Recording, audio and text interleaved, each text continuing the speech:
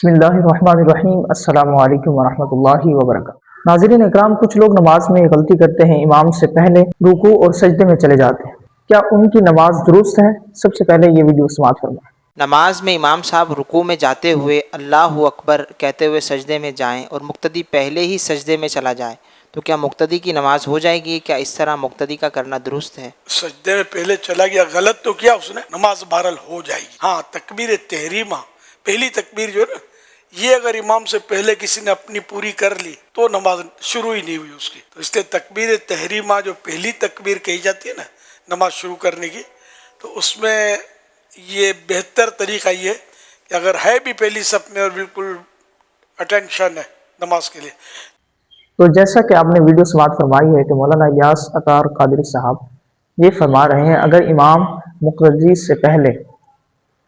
اگر مقتدی امام سے پہلے رکوع اور سجدے میں چلا جائے تو اس کی نماز تو ہو جاتی ہے، لیکن امام کی پیروی کرنے میں وہ غفلت کرتا ہے۔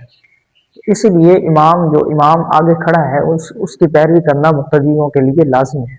اگر امام غلطی کر جائے تو اس بات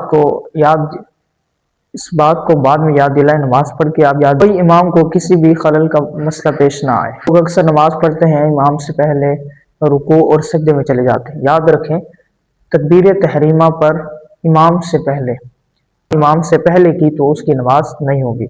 خلاصہ یہ ہے کہ امام کی پیروی کرنا مقتدیوں کے لیے لازم ہے۔ اگر ویڈیو اچھی لگی ہو تو چینل کو سبسکرائب کریں۔